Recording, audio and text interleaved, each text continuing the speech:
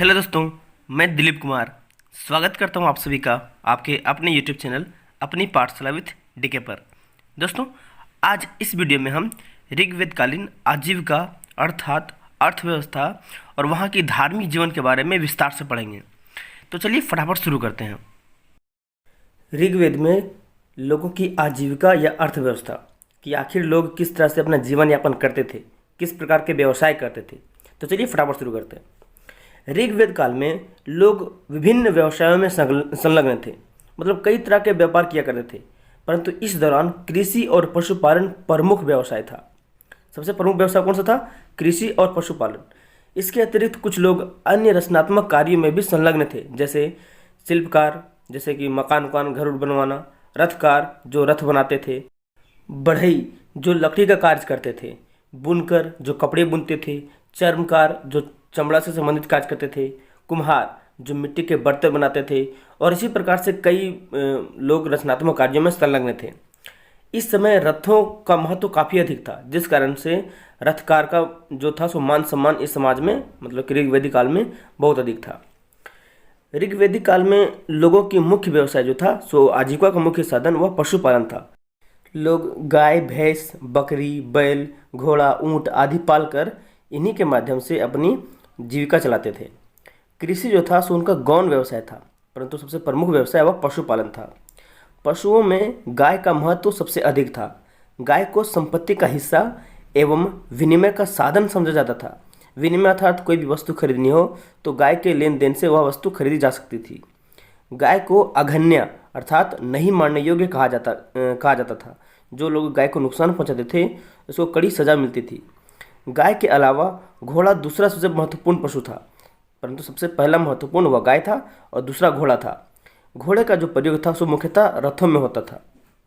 इस ऋग्वेदिक काल में कई ऐसे शब्द भी मिलते हैं जिससे यह ज्ञात होता है कि सामान्यतः उस काल में कृषि क्रिया भी होती होगी, जैसे उर्वरा। उर्वरा का मतलब होता है जुता हुआ खेत। धान्य, धान्य मतलब अनाज होता है। लांगल, लांगल अर्थात हल, बैल तथा वपंती, वपंती का अर्थ होता है कोई भी किसी प्रकार का बीज बोना। तो ऐसे कई शब्द मिलते हैं जिससे यह अनुमान लगाया जा सकता है कि ऋग्वेदिक काल में भी कृषि क्रिया होती होगी। इस काल में आर्यों के द्वारा 3 प्रमुख धातुओं सोना, तांबा और कांसा का प्रयोग किया जाता था। तांबे और कांसे के लिए सामान्यतः अयस शब्द का प्रयोग होता था, अर्थात अयस का अर्थ तांबा या कांसा होता था। कुछ लोग सोना, तांबा और कांसा के प्रयोग से कई प्रकार के वस्तु और औजार का निर्माण करते थे।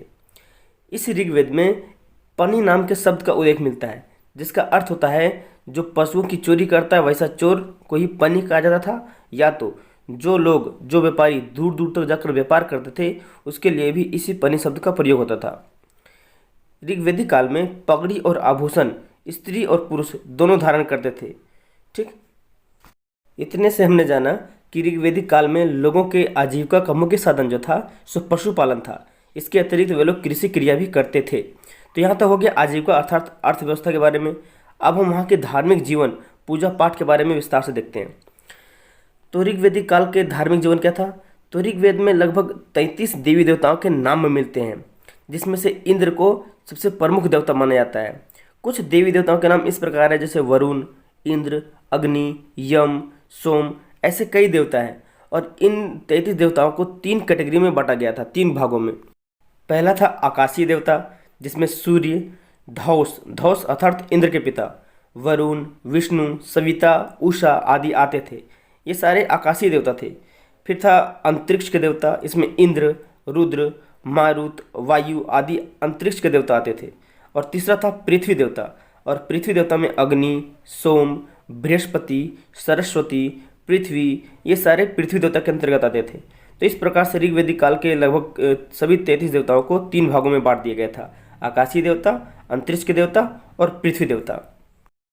परंतु इन सभी देवताओं में इंद्र को संसार का स्वामी माना गया है, मतलब इंद्र को ही सबसे मुख्य देवता भगवान माना गया है। इंद्र को वर्षा का देवता कहा जाता है, तो वहीं वरुण को जल का देवता, सोम को पेय पदार्थ अर्थात पीने वाले पदार्थ का देवता कहा गया है, जबकि यम को मृत्यु का देवता कहा गया था। सरस्वती को नदी या तो विद्या की देवी कहा गया है। ठीक है। ऋग्वैदिक काल में लोग युद्ध में विजय प्राप्त करने, पशुओं या पुत्र की प्राप्ति के लिए यज्ञ अथवा ईश्वर की उपासना करते थे। धर्म के संबंध में ऋग्वेद में यह बात कही गई है कि जो लोग अपने दायित्वों को पूरा करते हैं और स्वयं एवं दूसरों के प्रति अपने कर्तव्यों का पालन करते हैं, वही सच्चा धर्म है। ऋग्वेद के लगभग सभी देवताओं को प्राकृतिक शक्तियों के प्रतीक माना जाता था और इसीलिए ऋग्वैदिक काल के आर्य लोग जो थे सो इन देवताओं की पूजा करते थे। इस काल में पुरोहित अर्थात पंडित को ईश्वर और मानव के बीच मध्यस्थता माना जाता था। उनका मानना था, लोगों का मानना था कि पुरोहित ही एक ऐसा इंसान है जो हम लोगों एवं ईश्वर के बीच मध्यस्थता को स्थापित कर सकता है। ऋग्वेद के 8वें मंडल में भगवान इंद्र के लिए 250 जबकि अग्नि के लिए 200 ऋचाएँ मिलती है। इससे यह साबित होता है कि इंद्र को सर्वाधिक शक्तिशाली, जबकि अग्नि को दूसरा सर्वाधिक शक्तिशाली और वरुण को तीसरा सर्वाधिक शक्तिशाली देवता माना गया है।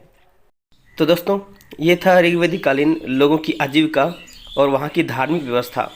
अगले वीडियो में हम ऋग्वैदिक कालीन शासन व्यवस्था के बारे में विस्तार से पढ़ेंगे कि ऋग्वेद में शासन व्यवस्था को कितने स्तरों पर बांटा गया था, राजा के क्या कर्तव्य होते थे, युद्ध में कौन कौन भाग लेते थे। तो इसके बारे में हम अगले वीडियो में डिस्कस करेंगे।